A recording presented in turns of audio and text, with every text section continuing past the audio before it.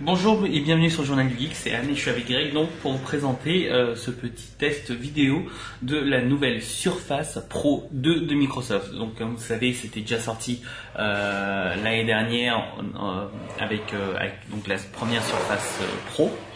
Et elle nous avait agréablement surpris. C'est vrai que je l'avais pas trop testé dans l'absolu puisqu'on l'avait gardé qu'une petite semaine, mais j'avais été agréablement surpris sur le fait que c'était la première vraie tablette couplée à un ordinateur. L'inconvénient c'était qu'à l'époque, ça il y a un an déjà, Windows RT ne comptait pas autant d'applications. Cette année, ça change un peu la donne. Et deuxième chose qui m'avait vraiment gêné dans la première Surface, c'était son autonomie. Donc je tenais entre 3 et 4 heures et c'est vrai que pour une tablette, on va dire nomade, où je peux vraiment travailler dessus, bah, ça faisait quand même assez léger. Voilà, donc la nouvelle est arrivée, forcément avec un upgrade au niveau des performances, puisque la Surface Pro 2 intègre maintenant un processeur Intel Core i5 de 4ème génération, donc de la génération Haswell.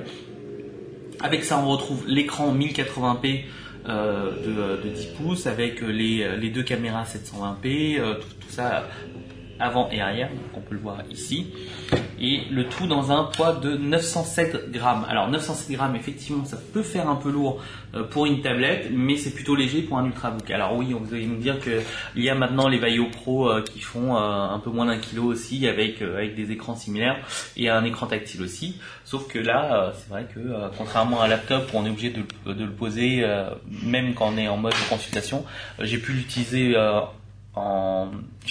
dans un canapé, en mode tablette on va dire, et c'est vrai que ça m'a pas trop gêné. Alors le poids, effectivement 900 grammes, je vais pas le tenir à bout de bras comme ça pendant un temps certain, mais à deux mains ou alors posé sur mes genoux, bah, ça le faisait plutôt bien.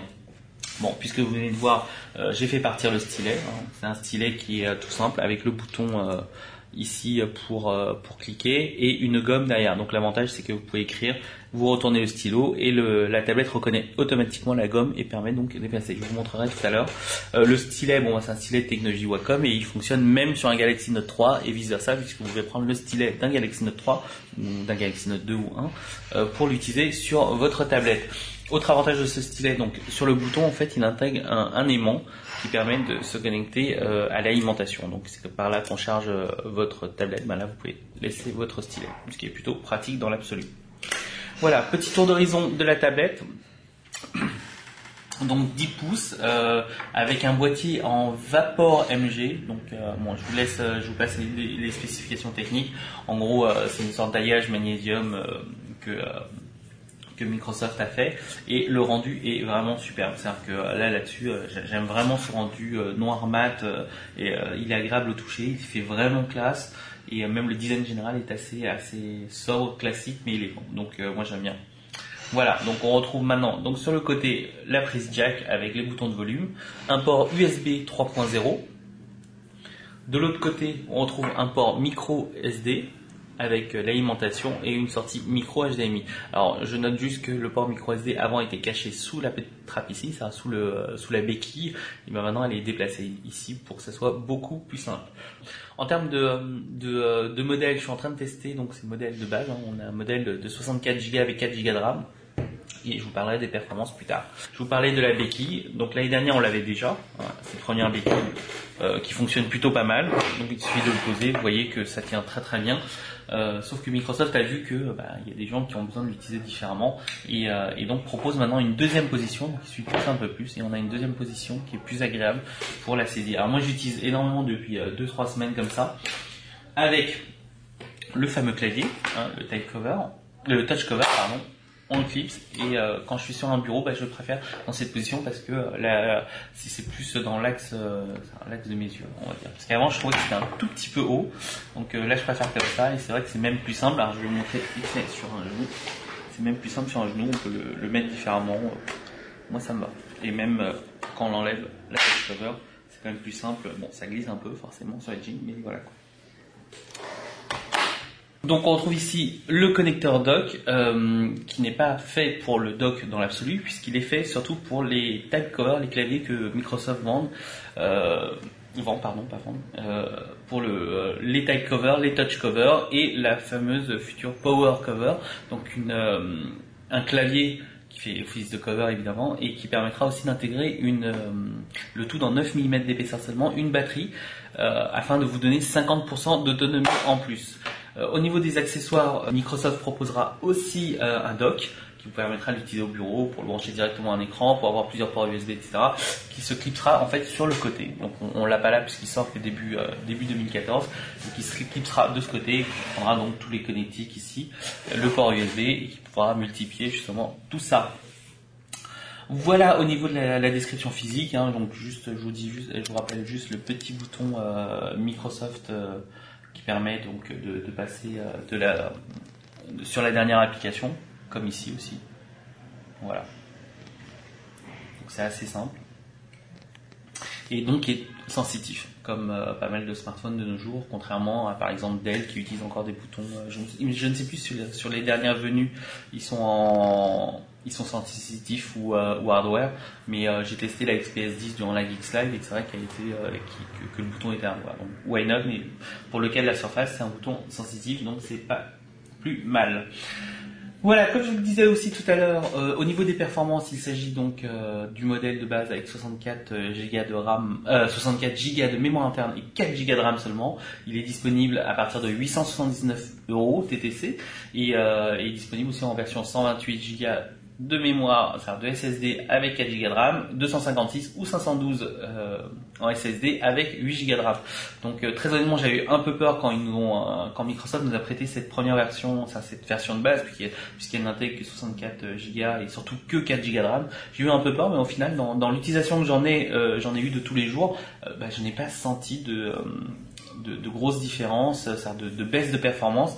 Bon, surtout que ça intègre maintenant Windows 8.1, donc je pense qu'il doit être un peu plus optimisé au niveau de la RAM. Et à titre d'exemple, entre guillemets, alors Hearthstone n'est pas forcément le jeu qui consomme le plus. Mais quand on utilise Lightroom par exemple, j'ai eu aucun souci avec Lightroom, j'ai pu traiter mes photos, vidéos. Au niveau de Chrome, j'avais une dizaine d'onglets ouverts, ça me posait pas de souci. Avec d'autres applications en tâche de fond côté Windows RT. Alors l'avantage de Windows RT maintenant, c'est que au bout d'un an, Microsoft a pu travailler avec les développeurs pour nous proposer de plus en plus d'applications, et c'est vrai qu'à part certaines applications comme on va dire le Dropbox version Metro UI, je retrouve quand même pas mal de choses, donc Facebook, Twitter, le Skype, l'équipe, les Bing actualités de ça, News Republic, donc c'est vraiment pas mal du tout. Idem pour tout ce qui est télé, hein, donc on retrouve la télé d'Orange, TF1, Canal+, etc.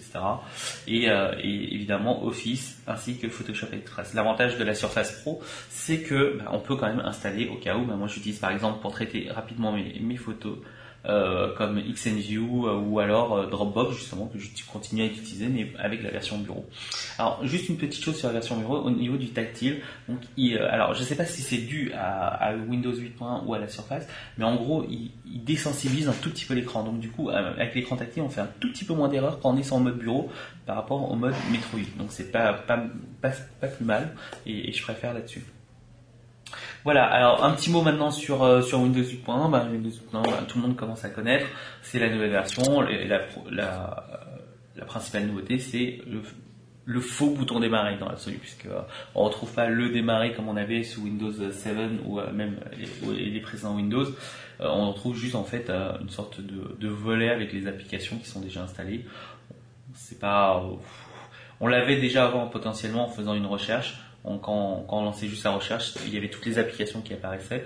Là on a juste en gros ce faux bouton démarrer pour moi qui est pas tant le retour du bouton démarrer que j'aurais voulu.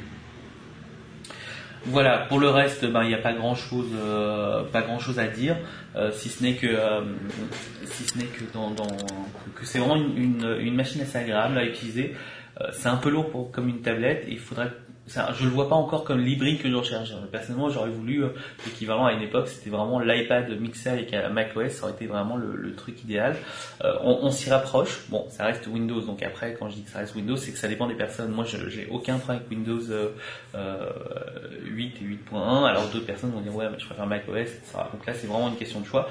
Mais dans la cible que Microsoft vise, c'est vrai que c'est quand même assez pratique de dire qu'on a un PC avec lequel on travaille et sur lequel je peux passer en mode tablette et vraiment l'utiliser. Donc au départ je me dis oui, mais par exemple j'utilise Feedly pour mes flux RSS.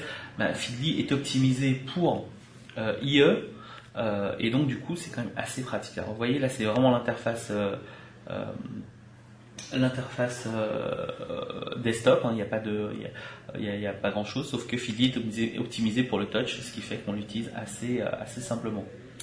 Voilà. Dernière chose concernant les hardware, on n'a pas eu la nouvelle type cover, on a eu juste cette touch cover qui intègre en fait de nouveaux capteurs. Donc l'avantage par rapport à la première génération de touch cover, pardon, c'est qu'on était vraiment obligé de taper au centre de la touche. Et donc ça marchait plutôt bien, mais il fallait, on faisait pas mal d'erreurs quand même parce que parfois on tape un peu à côté, etc.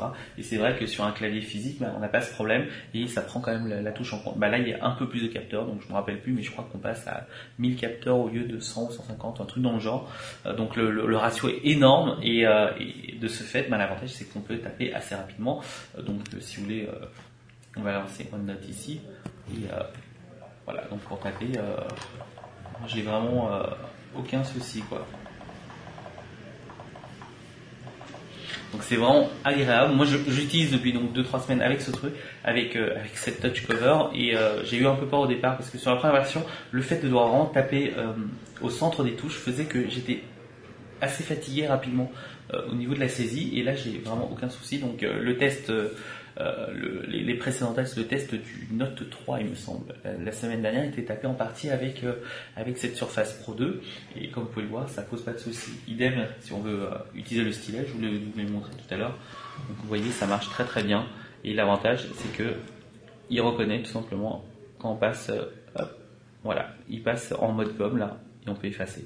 Donc c'est quand même plutôt sympa et forcément on repasse en mode stylet ici. Vous pouvez voir que c'est super précis.